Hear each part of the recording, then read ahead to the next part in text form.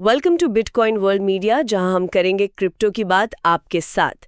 आज हम एक काफी बड़ी कहानी पर बात करने वाले हैं।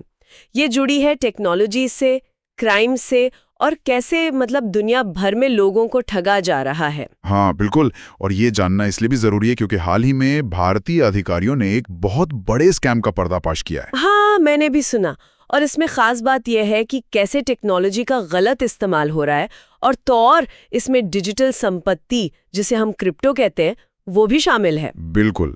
ये दिखाता है कि टेक्नोलॉजी के दो पहलू हैं, एक तरफ फायदा, दूसरी तरफ खतरा भी। और ये अपराधी नए नए तरीके ढूंढ ही लेते हैं। तो चलिए इसी पर आज बात करते हैं। शुरू कहाँ से करें? ये ईडी की रेड से? हाँ, वहीं से शुरू करते हैं।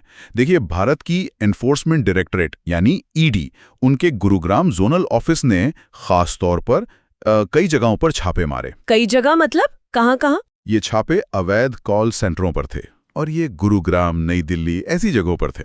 कुल मिलाकर रिपोर्ट्स के हिसाब से 7 लोकेशन थी। 7 लोकेशंस? मतलब ये कोई छोटा मोटा काम नहीं था, पूरा फैला हुआ नेटवर्क था। एग्जैक्टली। जब एजेंसियां एक साथ इतनी जगहों पर एक्शन लेती हैं तो मतलब साफ है कि वो एक बड़े संगठित गिरोहों को निशाना बना रही हैं। और ये कॉल सेंटर्स करते क्या थे? इनका तरीका क्या था ठगने का? इनका तरीका बड़ा चालाकी भरा था। यहाँ जो लोग काम करते थे वो खुद को बड़ी टेक कंपनियों का नुमाइंदा बताते थे। जैसे कौन सी कंपनियां? जैसे माइक्रोसॉफ्ट हो गया या एप्पल, मतलब जानी मानी कंपनियां। और वो कहते थे कि हम टेक सपोर्ट से बोल रहे हैं। अच्छा, फिर वो लोग फोन करते थे, खास तौर पर निशाना बनाते थे अमेरिका या दूसरे वेस्टर्न देशों में रहने वाले लोगों को। मतलब इंटरनेशनल कॉल्स? हाँ, इंटरनेशनल। और वो लोगों को यकीन दिलाते थे कि उनके कंप्यूटर में कोई बहुत बड़ी गड़बड़ है, कोई वायरस है या कोई सीरियस प्रॉब्लम है। और लोग मान जाते थे? देखिए, वो इतने भरोसे से बोलते थे। सोचिए, किसी को फोन आए और कोई कहे आपके कंप्यूटर में वायरस है, अगर अभी ठीक नहीं किया तो सारा डेटा उड़ जाएगा, या आपका बैंक अकाउंट हैक हो सकता है। हाँ, ये सुनकर तो कोई भी डर जाएगा। बिल्कुल। और इसी डर का वो फायदा उठाते थे। वो कहते, चिंता मत कीजिए, हम हैं ना, हम यहीं से दूर बैठिए आपका कंप्यूटर ठीक कर देंगे। मदद के बहाने वो चालाकी से या तो कंप्यूटर का रिमोट एक्सेस ले लेते थे, मतलब वो यहीं बैठे बैठे आपके कंप्यूटर को कंट्रोल कर सकते थे, या फिर वो कोई सॉफ्टवेयर इंस्टॉल करवा देते थे और एक बार एक्सेस मिला तो फिर उनके बैंक खातों तक पहुंच बन जाती थी। हाँ, यही उनका असली मकसद था। ये सोशल इंजीनियरिंग का एक क्लासिक केस है। टेक्नोलॉजी से ज्यादा इंसान के भरोसे और डर का इस्तेमाल। और इस तरह उन्होंने कितने पैसे कमाए, कुछ अंदाजा है? आंकड़े तो चौंकाने वाले हैं। बताया जा रहा है कि पिछले करीब 2 सालों में, मतलब नवंबर 2022 से अप्रैल 2024 के बीच, हाँ, इन लोगों ने 130 करोड़ रुपए से ज्यादा ठगे हैं। 130 करोड़? ये तो बहुत बड़ी रकम है। बहुत बड़ी। अगर डॉलर्स में देखें तो ये करीब 15 मिलियन डॉलर्स बनते हैं। सोचिए कितने लोग शिकार हुए होंगे। ये सिर्फ पैसों का नुकसान नहीं है, ये भरोसे का टूटना है। सही बात है। और इतना सारा पैसा जो गैर कानूनी है, उसे छुपाना भी तो एक चुनौती होती होगी, मतलब मनी लॉन्ड्रिंग। बिल्कुल। और यहीं पर ये केस और भी दिलचस्प हो जाता है। इनका पैसा छुपाने का, या कह लें कि काले धन को सफेद बनाने का तरीका, वो काफी जटिल था। कैसे करते थे वो? देखिए, इसके कई स्टेप्स थे। पहला स्टेप, जो पैसा लोगों के खातों से निकाला उसे फौरन भारत में नहीं रखते थे। अच्छा, तो कहाँ भेजते थे? उसे कई अलग अलग विदेशी बैंक खातों में ट्रांसफर कर दिया जाता था। ये पहला कदम होता है पैसे की जड़ें छुपाने का। फाइनेंस में इसे लेयरिंग कहते हैं, मतलब पैसे और उसके असली सोर्स के बीच कई परतें बना देना। तो पैसा पहले देश से बाहर गया। हाँ, लेकिन कहानी यहीं खत्म नहीं हुई। पैसा बाहर तो भेज दिया, पर उसे इस्तेमाल करने के लिए वापस भी तो लाना था। सही है। तो दूसरा स्टेप क्या था? दूसरा स्टेप उस पैसे को वापस भारत लाना, लेकिन सीधे अपने असली खातों में नहीं, बल्कि ऐसे खातों में जो इनके कंट्रोल में थे, पर शायद किसी और के नाम पर, या किसी शेल कंपनी, मतलब फर्जी कंपनी के नाम पर। अरे वाह, मतलब पैसा पहले बाहर गया फिर घूम के वापस आया। ये तो काफी घुमावदार रास्ता है। बिल्कुल। और इस पूरे गोरख धंधे को चलाने के लिए पता है उनके पास कितने बैंक खाते थे? कितने? 200 से ज्यादा। 200?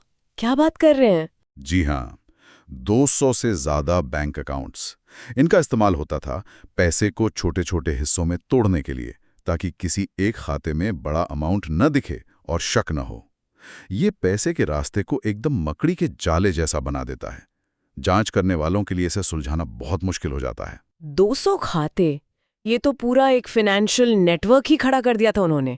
पर आपने शुरू में क्रिप्टो का भी जिक्र किया था, वो कहाँ फिट होता है इसमें? हाँ, अब आता है तीसरा और अहम स्टेप। पैसे के लेन देन को और छुपाने के लिए, मतलब जांच एजेंसियों को पूरी तरह से धोखा देने के लिए, इन्होंने क्या किया? कुछ पैसों को डिजिटल संपत्ति में बदल दिया। डिजिटल संपत्ति यानी क्रिप्टो करेंसी, बिटकॉइन वगैरह। हाँ, जैसे बिटकॉइन, इथेरियम या शायद कोई और क्रिप्टो। क्वेश्चन, तो सवाल ये उठता है कि इन्होंने पैसा छुपाने के लिए डिजिटल संपत्ति यानी क्रिप्टो का ही इस्तेमाल क्यों किया? मतलब क्रिप्टो ही क्यों? हाँ, ये अच्छा सवाल है। देखिए, क्रिप्टो इस्तेमाल करने के पीछे कुछ खास वजहें थी। एक तो क्रिप्टो में थोड़ी गुमनामी मिल जाती है। गुमनामी कैसे? मतलब हालांकि ब्लॉकचेन ट्रांसपेरेंट होता है, फिर भी अपनी असली पहचान छुपाना पारंपरिक बैंकिंग के मुकाबले थोड़ा आसान हो सकता है, खासकर अगर वो मिक्सिंग सर्विस वगैरह इस्तेमाल करें जो ट्रांजैक्शन को और उलझा देती हैं। अच्छा, हाँ। और? दूसरा, क्रिप्टो को दुनिया में कहीं भी भेजना बहुत तेज और आसान है। इसमें बैंकों जैसे रेगुलेशन या सीमा पार वाली जांच उतनी सख्त नहीं होती फिलहाल। तीसरा, ये पैसे को एक फॉर्म से दूसरे फॉर्म में बदलने का एक और तरीका है। इससे पैसे की पुरानी गैर कानूनी पहचान मिटाने में मदद मिलती है। और चौथा क्या? चौथा कदम था इन क्रिप्टो को बेचना। बेचते कैसे थे? ये लोग पीयर टू पीयर तरीके से बेचते थे। P2P जिसे कहते हैं। P2P, ये क्या होता है? पीयर टू पीयर मतलब? जैसे आप OLX पर सामान बेचते हैं ना, सीधे खरीदार को। हाँ। वैसे ही क्रिप्टो के लिए भी प्लेटफॉर्म्स होते हैं जहां लोग सीधे एक दूसरे से खरीद बिक्री कर सकते हैं। इसमें कोई बड़ा एक्सचेंज या बैंक बीच में नहीं आता। अच्छा, तो इससे क्या फायदा हुआ हमने? इससे लेन देन का रिकॉर्ड उतना साफ नहीं रहता जितना किसी बड़े सेंट्रलाइज्ड एक्सचेंज पर रहता है। ट्रैक करना थोड़ा और मुश्किल। समझ गई। तो P2P पर क्रिप्टो बेचकर उन्हें वापस रुपए मिल जाते थे? बिल्कुल। और ये जो पैसा मिलता था, जो अब कई पड़ावों से गुजर चुका था, विदेश गया, भारत आया, क्रिप्टो बना, फिर बिका, वो अब काफी हद तक साफ जैसा लगने लगता था। हाँ, उसका असली सोर्स तो बहुत पीछे छूट गया। एग्जैक्टली। और फिर इस पैसे को वो अपने भारतीय बैंक खातों में जमा कर लेते थे। अब वो पैसा इस्तेमाल के लिए तैयार था। वाह, ये तो सच में बहुत ही सोचा समझा और शातिर तरीका है। मतलब इन लोगों को फाइनेंस और टेक्नोलॉजी दोनों की काफी गहरी समझ थी। निश्चित रूप से ये कोई अनाड़ी लोग नहीं थे। ये एक पूरा ऑर्गेनाइज्ड गिरोह था। फाइनेंशियल क्राइम की दुनिया में इसे एक सोफिस्टिकेटेड मनी लॉन्ड्रिंग ऑपरेशन कहेंगे। तो फिर इनका भंडाफोड़ कैसे हुआ? मतलब अधिकारियों को शक कैसे हुआ इन पर? देखिए, इस मामले में तेजी तब आई जब CBI यानी सेंट्रल ब्यूरो ऑफ इन्वेस्टिगेशन ने इसी साल 2024 में एक FIR दर्ज की। FIR किस बारे में? FIR में यही बताया गया था कि नई दिल्ली और आसपास के इलाकों में कुछ ऐसे अवैध कॉल सेंटर चल रहे हैं जो टेक सपोर्ट के नाम पर लोगों को ठग रहे हैं, खासकर विदेशियों को। अच्छा, तो पहले CBI ने क्रिमिनल एक्टिविटी पकड़ी और फिर ED मनी लॉन्ड्रिंग के एंगल से आई। हाँ बिल्कुल, क्योंकि ED का मुख्य काम ही मनी लॉन्ड्रिंग एक्ट PMLA के तहत वित्तीय अपराधों की जांच करना है। जब CBI की FIR से पता चला कि भाई बड़े पैमाने पर ठगी हो रही है और पैसा गलत तरीके से कमाया जा रहा है, तो ED ने यह देखना शुरू किया कि ये पैसा जा कहाँ रहा है, कैसे छुपाया जा रहा है। और इसी जांच में ये 7 जगहों पर छापे पड़े? जी हाँ, और इन छापों में उन्हें काफी कुछ मिला भी। क्या मिला? कुछ सबूत वगैरह? हाँ, बहुत सारे दस्तावेज मिले हैं जो पैसों के लेन देन का हिसाब दिखाते हैं। फिर कंप्यूटर्स, लैपटॉप्स, फोन, इनसे बहुत सारा डिजिटल डेटा रिकवर हुआ है। डिजिटल डेटा मतलब उनके काम करने का तरीका, उनके शिकारों की लिस्ट, उनकी आपसी बातचीत, ये सब। आजकल ऐसे केस में डिजिटल सबूत बहुत अहम होते हैं। क्या किसी को पकड़ा भी गया है या पूछताछ चल रही है? अभी तक जो जानकारी है उसके मुताबिक अधिकारियों ने इस रैकेट से जुड़े कुछ मुख्य लोगों के बयान लिए हैं और करीब 30 बैंक खातों को फ्रीज कर दिया गया है। फ्रीज कर दिया मतलब अब उन खातों से पैसा नहीं निकल सकता? हाँ, ताकि वो पैसा कहीं और न ले जाया जा सके। जांच पूरी होने तक वो खाते बंद रहेंगे। और ये भी सुनने में आया कि ये लोग बड़ी आलीशान जिंदगी जी रहे थे। अरे बिल्कुल, छापों में 8 लग्जरी गाड़ियां मिली हैं, महंगी महंगी इंपोर्टेड कारें। 8 गाड़ियां? हाँ, और कई महंगी घड़ियां भी जब्त हुई हैं। साफ पता चलता है कि ठगी के पैसों से कैसी ऐशोआराम की जिंदगी चल रही थी। हाँ, रिपोर्ट्स थीं कि दिल्ली गुरुग्राम के पॉश इलाकों में बड़े बड़े घरों में रहते थे और करीब 100 करोड़ रुपए से ज्यादा की संपत्ति बना ली थी इन्होंने। 100 करोड़? सोचिए, लगभग $11.4 मिलियन की प्रॉपर्टी। ये दिखाता है कि धंधा कितना प्रॉफिटेबल था उनके लिए।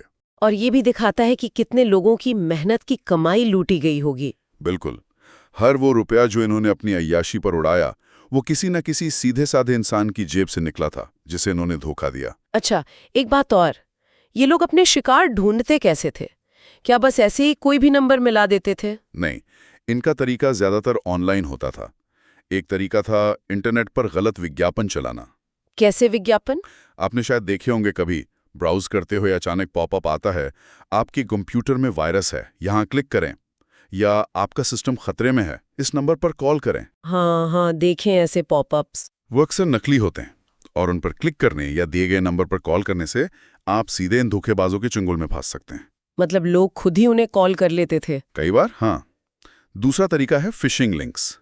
ईमेल या मैसेज से नकली लिंक भेजना जो किसी असली कंपनी जैसा लगे। अच्छा। उस पर क्लिक किया तो या तो आपके सिस्टम में कोई गड़बड़ वाला सॉफ्टवेयर आ जाता है, या आप एक नकली वेबसाइट पर पहुंच जाते हैं जहां आपसे आपकी पर्सनल डिटेल्स, पासवर्ड वगैरह मांग लिए जाते हैं। और वो जानकारी मिलते ही उनके लिए रास्ते खुल जाते हैं। बिल्कुल।